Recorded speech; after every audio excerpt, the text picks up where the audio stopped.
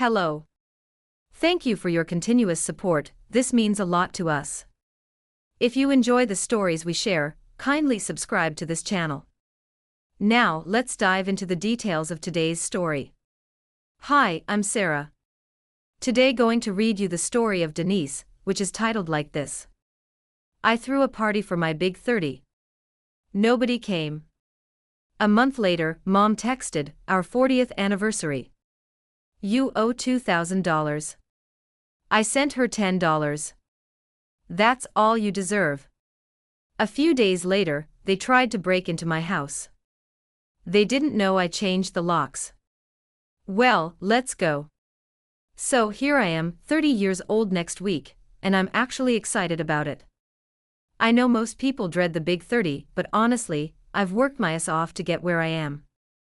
Got my own house last year. Yeah, with a mortgage that'll probably outlive me, but it's mine. Good job, decent savings, and for the first time in my life, I feel like can actually celebrate myself properly. I decided to do 2 parties. First one would be intimate, just family at my place on Saturday evening. Mom, Dad, my older brother Jake, and sister Sarah with their families.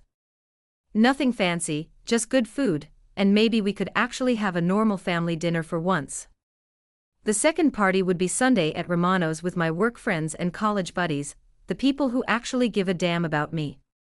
Let me tell you my family real quick. I'm the baby afterthought, the oops, we did it again kid. Jake's 35, Sarah's 33, and then there's little old me trailing behind like a lost puppy. Growing up, I got the hand-me-downs, the smaller bedroom. Then maybe next time when I asked for anything. When Jake wanted guitar lessons, they signed him up immediately. When Sarah wanted to join dance class, boom, there she was in her little tutu. When I asked for art supplies. We'll see. Denise, money's tight. They paid for Jake's college completely, state school, but still. Sarah got the same deal. When it was my turn, suddenly the well was dry. You're smart, Denise. You'll figure it out. And I did. Full scholarship to state for hours away from this place. I only came back twice during college. Jake's wedding when I was 20 and Sarah's wedding the next year. Both times I felt like a stranger at my own family's events. I was the single one still figuring things out while they were settling down and becoming real adults. But things changed when I graduated and landed this marketing job. Suddenly, I was making good money, better than both my siblings actually. And wow, look who wanted to rebuild our relationship. Family dinners started happening again. Holiday invitations appeared. Of course, I noticed they mainly called when needed something. Car repair for Jake, new appliances for Sarah, house down payment help for Mom and Dad. I always said yes every damn time. I thought maybe this was how families worked. You help each other out, right? Maybe this was their way of showing they needed me, that I mattered. Then last year, bought the house. 3 bedrooms, 2 baths, nice neighborhood. I was so proud when told them at Sunday dinner. The silence was deafening. You could literally hear the air conditioning humming. Jake just stared at his plate. Sarah's husband whispered something to her that made face go red. Mom and Dad looked at each other like I just announced was joining a cult. You could have talked to us first, Dad finally said. That money could have been used better for the family. For the family, not congratulations, not we're proud of you. Just criticism about how I should have spent my money on them. But I kept mouth shut, smiled, and nodded. Changed the subject to Jake's kids' soccer season. After that dinner, the invitations got less frequent. When I did show up, I felt invisible. Sarah would make little comments about my big empty house while she lived in a cramped 2-bedroom apartment with her family. Jake would avoid eye contact. Mom and Dad treated me like furniture. I kept telling myself it would pass. Families go through rough patches, right? So when I was planning this birthday, I genuinely thought things might be different. 30's a big one. Maybe we could actually celebrate something together for once. I sent the group text on Monday. Hey everyone, planning my 30th birthday for Saturday, 6 p.m. at my place. Nothing fancy, just family dinner. Let me know if you can make it. The responses came in within an hour. Jake, okay. Sarah, Mom, okay. Dad, okay. That was it. Just now sounds great. Or can't wait. What can we bring? Just okay. But I took it as yes. I spent Wednesday evening calling Antonio's, this Italian place my family loves, and ordered enough food for 8 people. Chicken parmesan, lasagna, Caesar salad, garlic bread, tiramisu. Cost me almost $200, but whatever. It's my birthday. Thursday, I deep cleaned the house.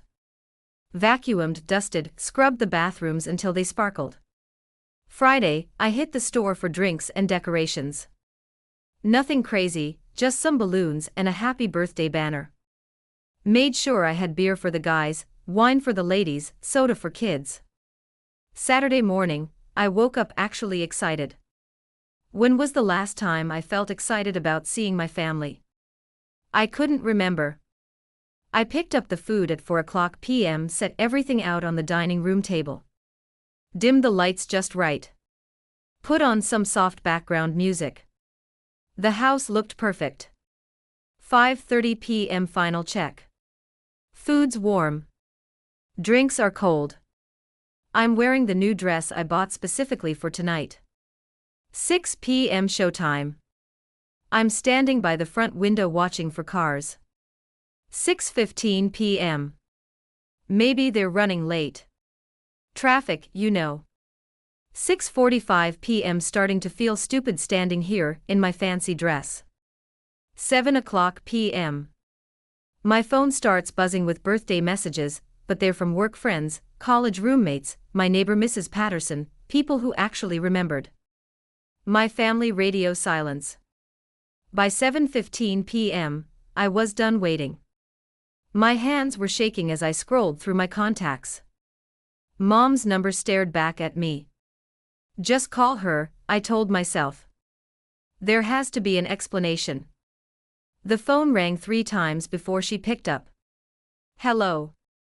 Her voice was sharp, annoyed. In the background, I could hear music, laughter, the sound of people having a good time. What do you want?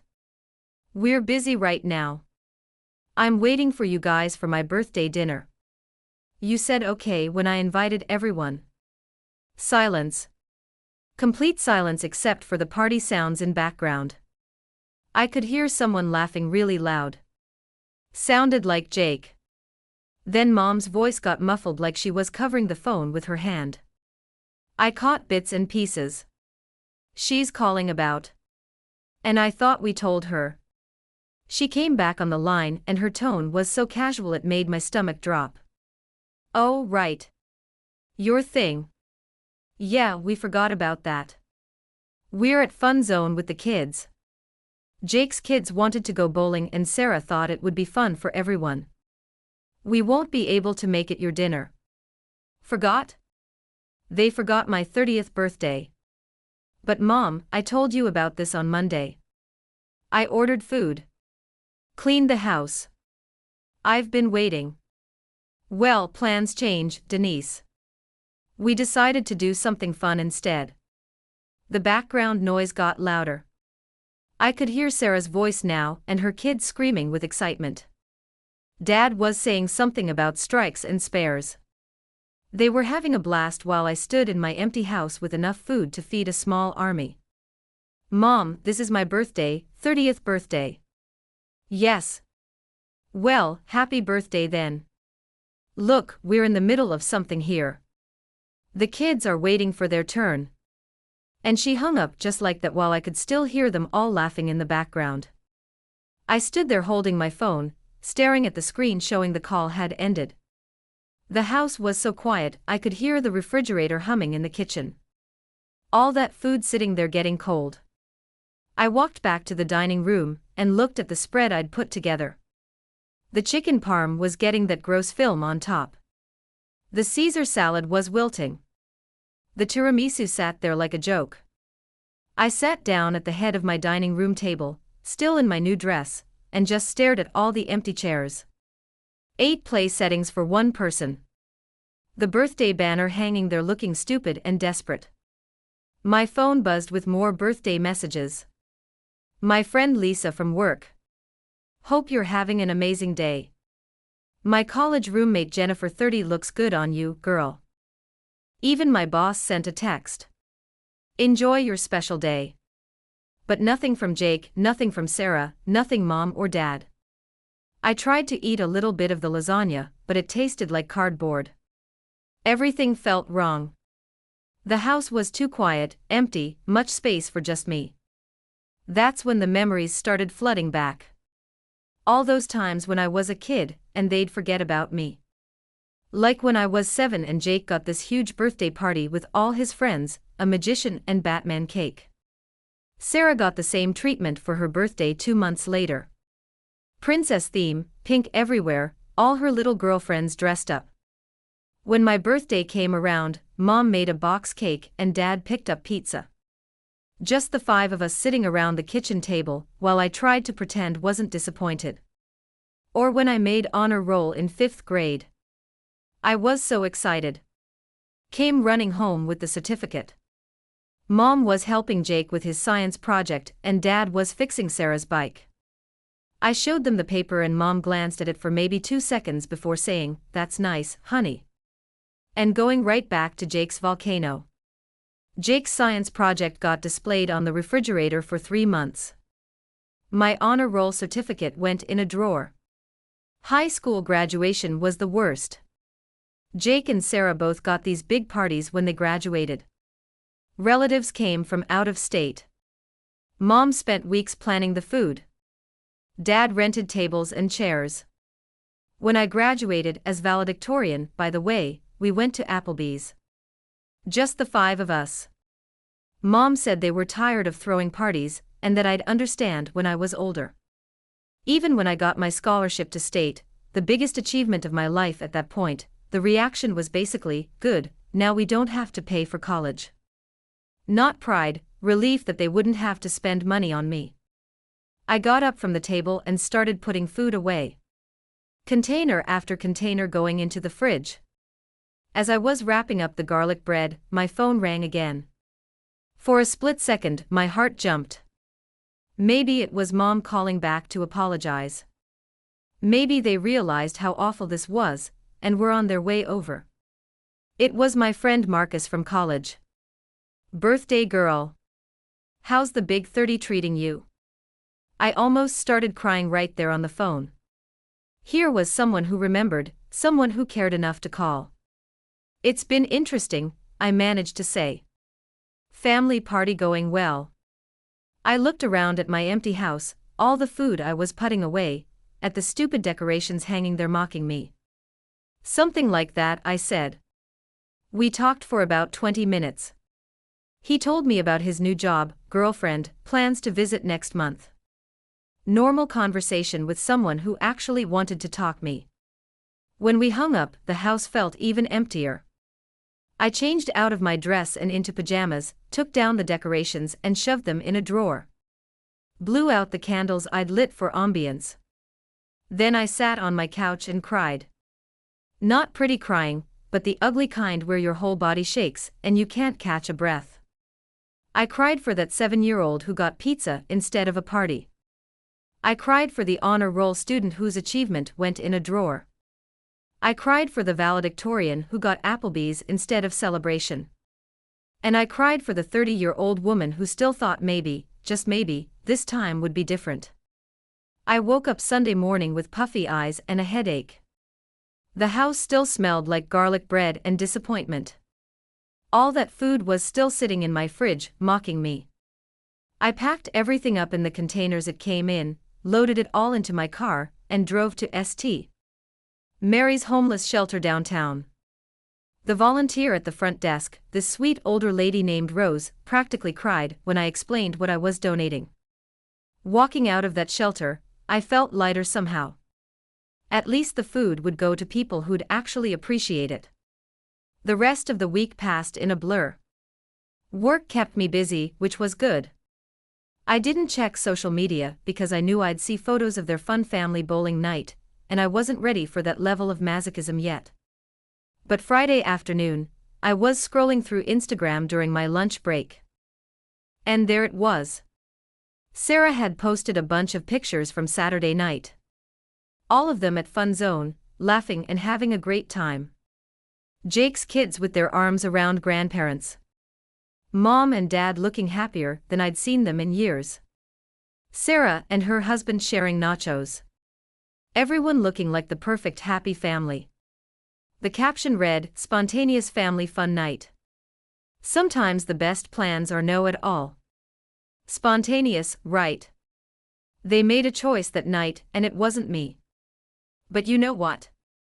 I had my restaurant party to look forward to. The people who actually wanted to celebrate with me. Sunday evening at Romano's was everything the family dinner should have been.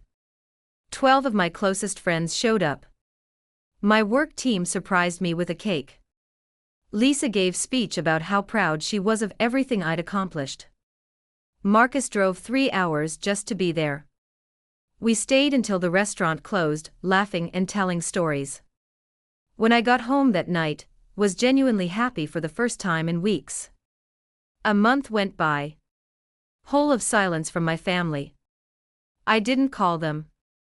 They didn't call me. I kept living my life, going to work, hanging out with friends, enjoying my house.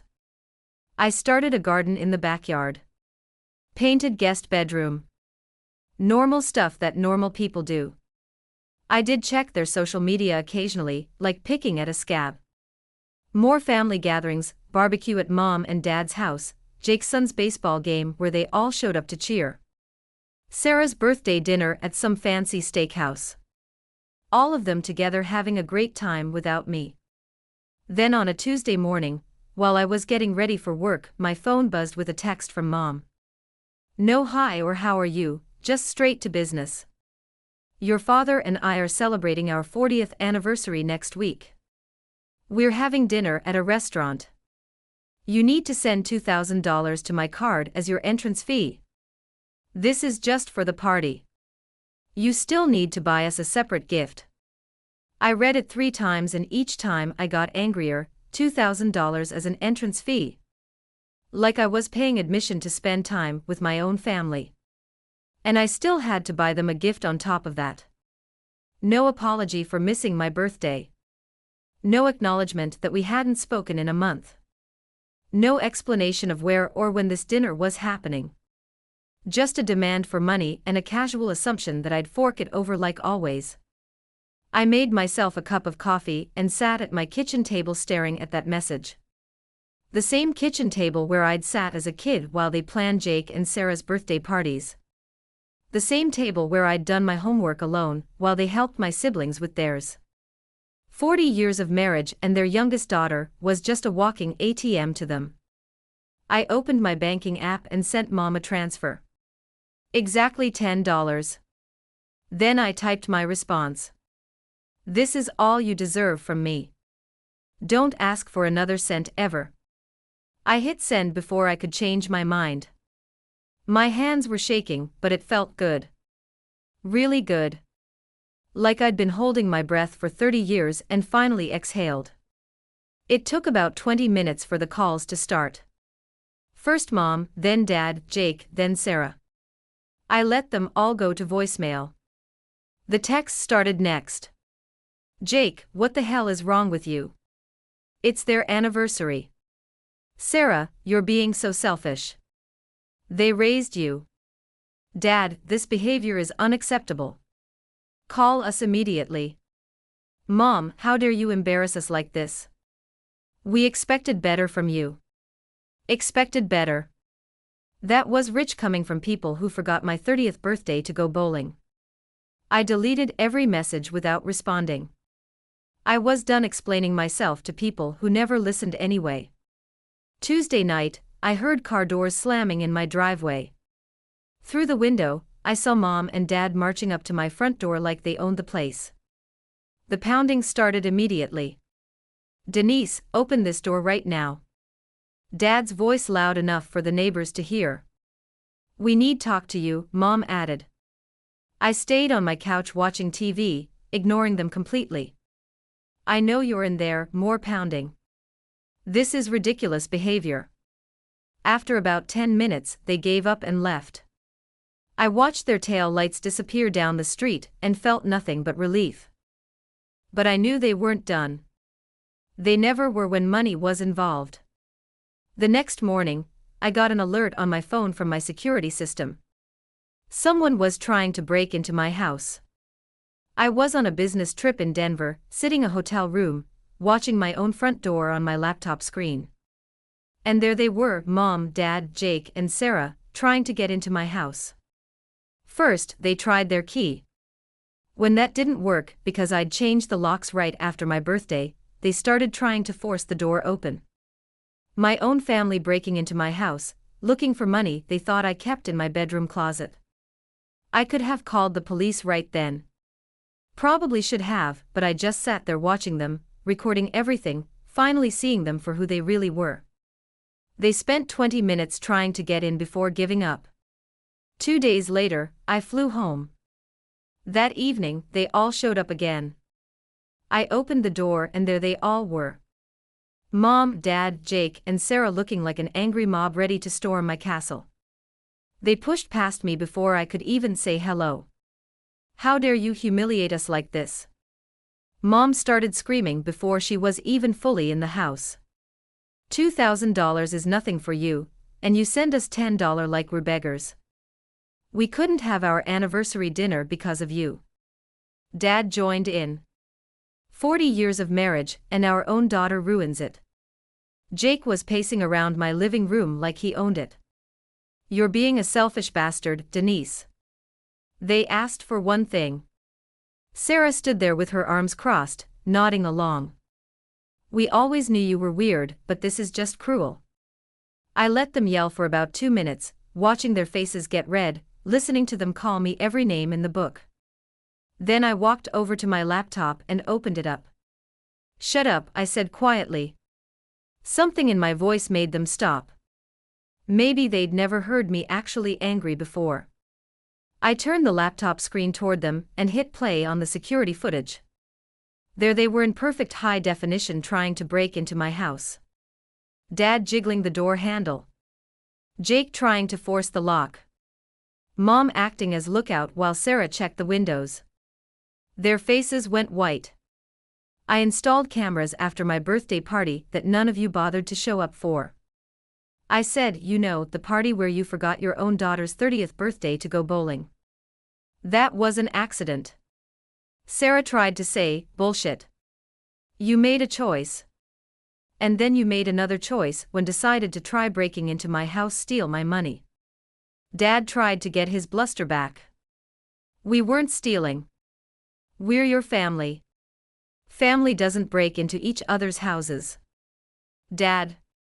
Family doesn't demand money like protection fees. Family doesn't forget birthdays and then hang up when you call crying." I clicked to another video file. Here's you trying to jimmy the back door. And here's Jake checking if my bedroom window was unlocked. Real family behavior right there. Mom started crying. Fake tears. The kind she used to use when I was a kid. And she wanted to guilt me into something. "We raised you." She sobbed. "We fed you and clothed and gave you a roof over your head. You did the bare minimum required by law." Jake got guitar lessons. Sarah dance classes. I got hand-me-downs and lectures about money being tight. Jake got a car.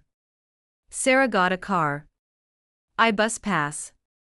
You paid for their college. I got a scholarship or nothing. We couldn't afford. Dad started. You could afford it when Jake needed help with his house down payment.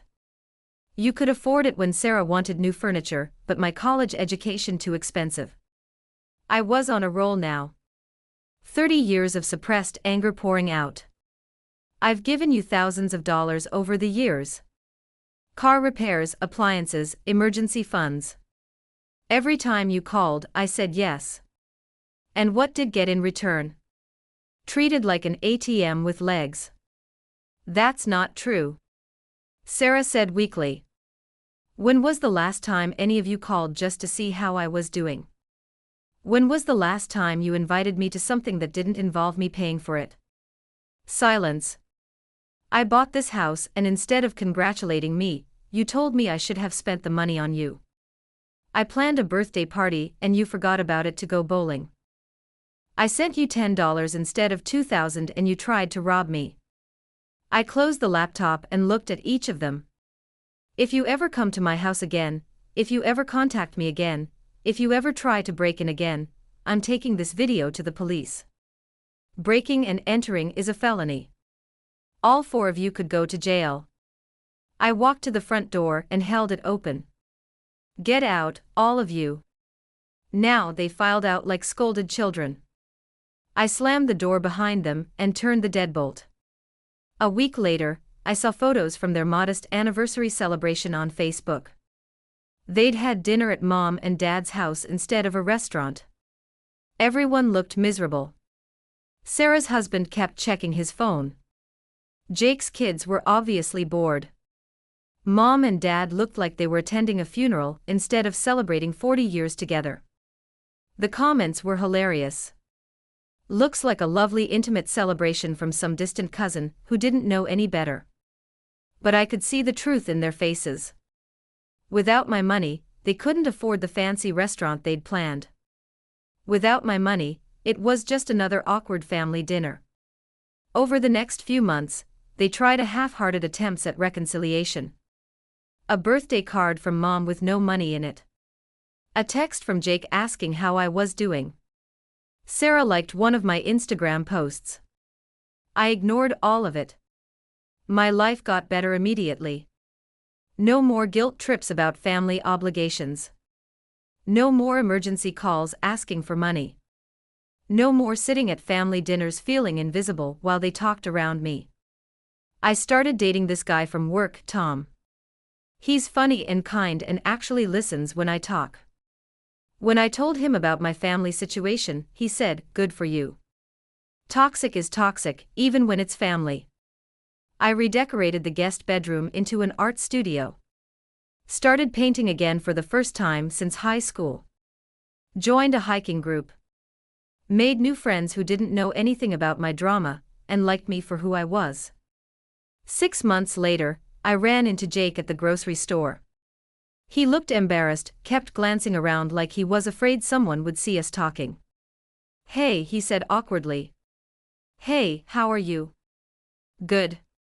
Really good." He shifted from foot to foot. "Mom misses you." "I'm sure she misses my wallet." His face got red. "That's not fair." "Look, Jake, I don't hate you guys, but trust you either. And I'm not going back to being your family ATM. I pushed my cart past him and kept shopping. Do I miss them sometimes? Maybe. I miss the idea of them, the family I thought we could be. But I don't miss the reality of who they actually are. I'm 31 now, and for the first time in my life, I'm not waiting for my family to love me the way I deserve. I'm not hoping the next holiday will be different, or that they'll finally see me as more than a paycheck. I've got my house, job, real friends, and my peace of mind. That's worth more than all their fake family dinners combined.